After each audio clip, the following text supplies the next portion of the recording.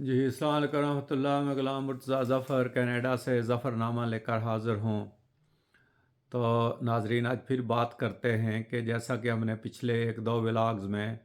وہ بتایا تھا کہ کس طرح آزاد کشمیر میں چند شن پسند عناصر نے وہ ماحول خراب کیا ہوا ہے اور مذہبی منافرت ایسی پھیلائی ہے کہ وہاں جا کر جلسے کر کے جلوس نکال کے اور چند ایک جو دہشت گرد ہیں وہ جاتے ہیں اور جا کر مسجدوں کے مینار توڑ دیتے ہیں اور قبرستانوں کی بے حرمتی جو ہے وہ کرتے ہیں۔ تو اس پہ ہم نے پہلے بھی بات کی کہ انتظامیہ کوئی خاطر خواہ جو ہے وہ نہ گرفتاریاں کر رہی ہے اور نہ اس کا سدباب کر رہی ہے، اور ماحول کو آزاد کشمیر جیسے متنازع خطہ کے ماحول کو جان بوجھ کر خراب کیا جا رہا ہے، اور خاص کر اس علاقے میں یہ کارروائیاں ہو رہی ہیں جو بارڈر کے بالکل اوپر واقع ہے اور بالکل بارڈر کے نزدیک ہے۔ اور یہ جو ابھی حالیہ واقعہ ہوا ہے 12 مارچ کو، اور جہاں ایک اور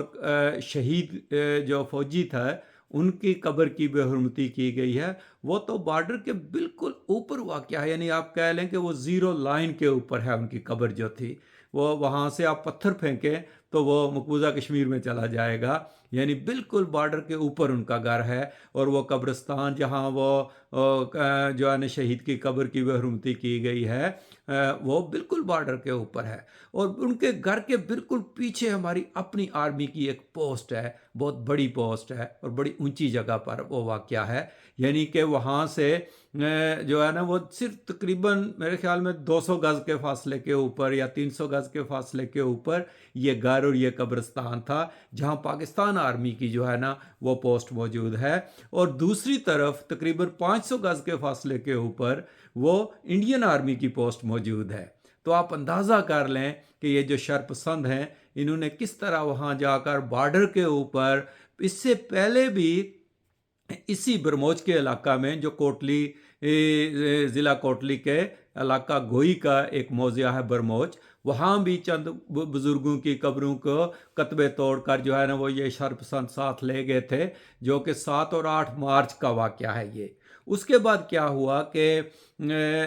پولیس رپورٹس وغیرہ ہوئی، سارا کچھ ہوا، مگر کوئی گرفتاری جو ہے نا وہ عمل میں نہیں آئی تھی۔ اس سے پہلے آپ کو پتا ہے کہ وہاں بابڑا کے مقام پر مسجد کے مینار توڑ دیے گئے تھے۔ پھر انتظامیہ نے جماعت احمدیہ کے سرکردہ افراد کو جو گوئی اور بابڑا سے جن کا تعلق تھا، تتا پانی سیکٹر کے جو لوگ تھے ان کو بلایا، اور پھر دوسری طرف سے جو غیر احمدی احباب تھے، جو سرکردہ لوگ تھے یا جو اس قسم کے مطالبات کر رہے تھے، کچھ قاری صاحبان، کچھ اساتذہ، کچھ کونسلرز، ان کو بھی بلایا، اور کوٹلی میں ایک میٹنگ ہوئی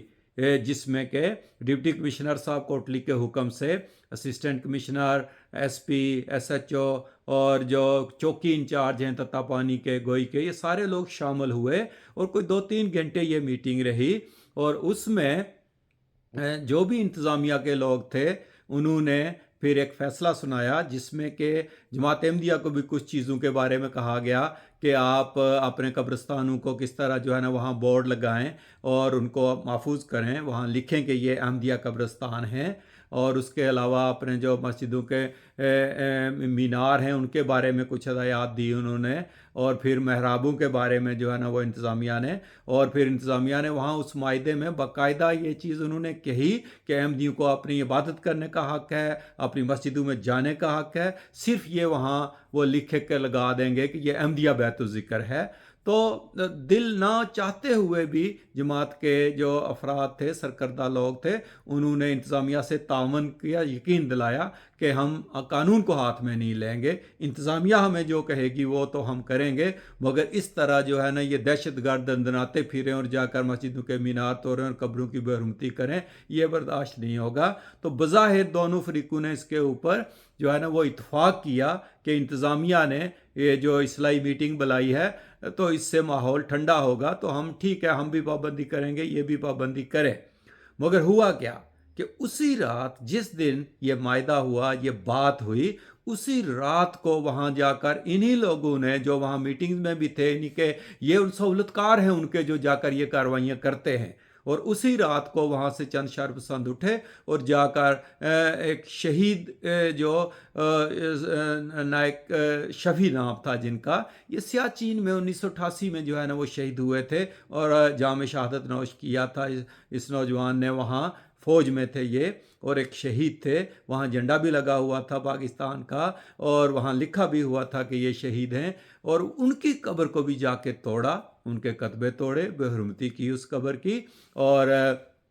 یہ اس کا نتیجہ نکلا اس معاہدے کا۔ یعنی اب انتظامیہ کو بھی یہ دیکھنا چاہیے کہ کون شر پسند ہے اور کون امن پسند ہے۔ یعنی جماعت احمدیہ کے افراد نے نہ چاہتے ہوئے بھی انتظامیہ کو تعاون کی یقین دہانی کروائی،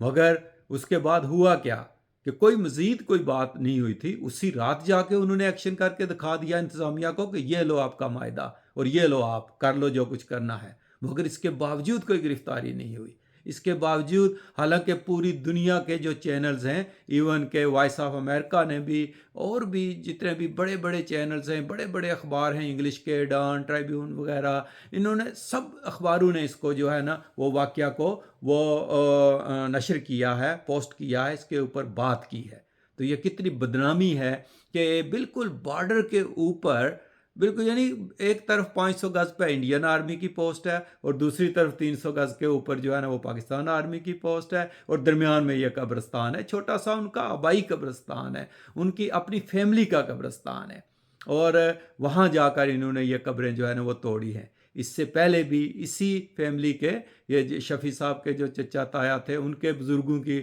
ان کے دادا کی، ان کی قبروں کو بھی جو ہے نا وہ توڑا گیا تھا، اور پھر اس سے پہلے جو ہے وہ بابڑا کی مسجد کا یہ واقعہ ہوا، دلیا جٹاں کی مسجد کے مینار توڑے گئے۔ تو کہنے کا مقصد یہ ہے کہ انتظامیہ جماعت احمدیہ کو تو جو ہے وہ مجبور کرتے ہیں کہ آپ یہ کرو، آپ وہ کرو، جبکہ ہم لوگ قانون کی پابندی کرنے والے لوگ ہیں، مگر دوسری طرف آپ دیکھیں کہ انہوں نے آپ کے اپنے معاہدہ کی جو آپ نے وہاں میٹنگ بلائی تھی اس کی کس طرح دھجیاں اڑائیں۔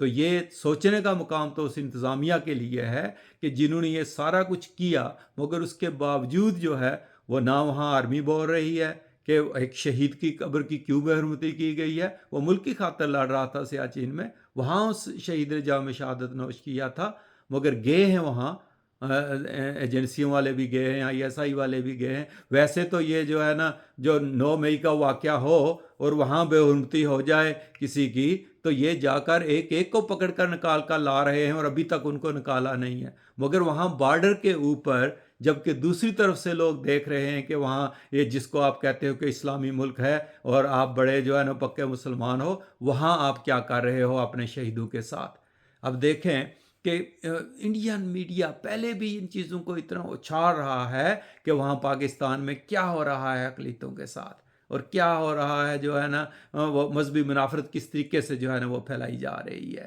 تو یہ سوچنے کا مقام ہے ان اداروں کے لیے بھی، ان ایجنسیوں کے لیے بھی، اور خاص کر چونکہ یہ ایک شہید تھا تو کیا اس کے اوپر چیف آف آرمی سٹاف کوئی ایکشن نہیں لیں گے؟ کیا وہاں کے جو کور کمانڈر ہیں مری کے وہ اس کے اوپر جو ہے نا وہ ایکشن نہیں لیں گے؟ آزاد کشمیر کا علاقہ ان کے جو ہے نا وہ انڈر آتا ہے، کیا وہاں جو بریگیڈ کمانڈر ہیں کوٹلی میں وہ اس کے اوپر ایکشن نہیں لیں گے؟ مگر ابھی تک کچھ نہیں ہوا۔